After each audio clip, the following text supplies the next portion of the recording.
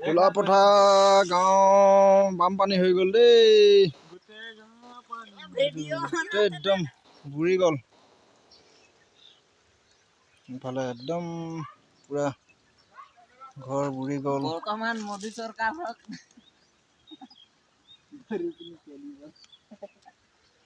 এইটো ঘৰ একদম টিপুক গৈছে ধা। এফালে একদম গোটেই বাৰী একদম তামোল গছ। এফালে একদম ঘৰটো পাইছে অলপ ঘৰ আছিলে ঘৰ এইটো জেওৱাটো।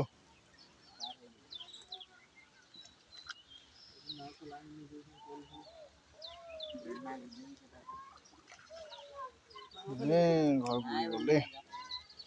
কোলাপঠা এয়া কোলাপঠা গাঁও বানপানী। ভালকে চাই লওক।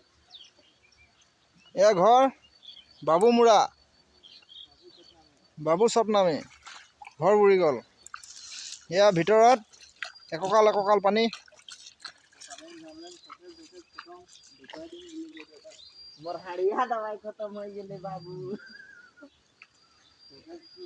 এনেকুৱা পানী হৈ গ'ল ঐ।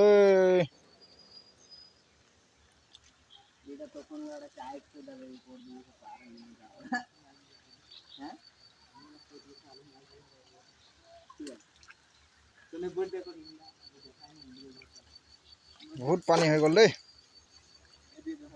ঘৰ বুৰি গৈছে। ঘৰৰ তলত নাও গৈছে। ঘৰৰ ভিতৰত কলভোৰ নাও। যোগান নাই, গাঁৱৰ সুবিধা নাই, সাংবাদিক নাই। ইয়াত নিউজ উঠাবলগীয়া হৈছিলে।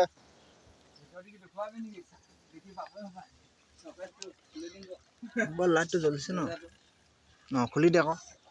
নামিব পাৰিব না কিমান দখ হ'ব টিটিবি।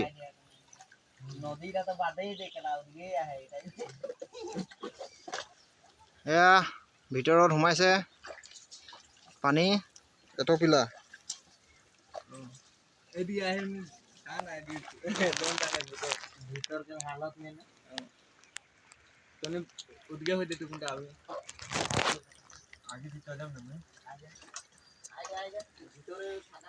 ঘৰৰ ওপৰত উঠিব আৰু অকমান হ'লে পানীটো চাল চোঁ হৈ আছে।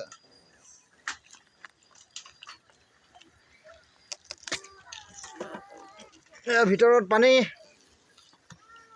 বাবু স্বপ্নামী ঘৰৰ ভিতৰত পানী ইমান হৈ গ'ল।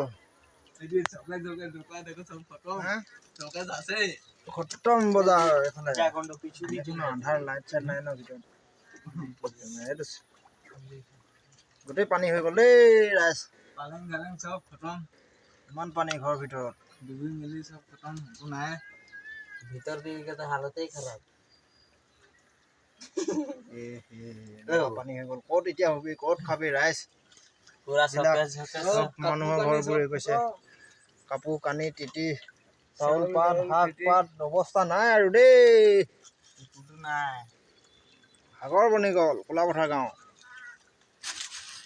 ক'ত যাব এতিয়া দে বন্ধ কৰি যাবই। এয়া চাই লওক ভালকে। ঘৰৰ ভিতৰত ইমান পানী। ইমানটো হৈছে ইমান হৈ গৈছে।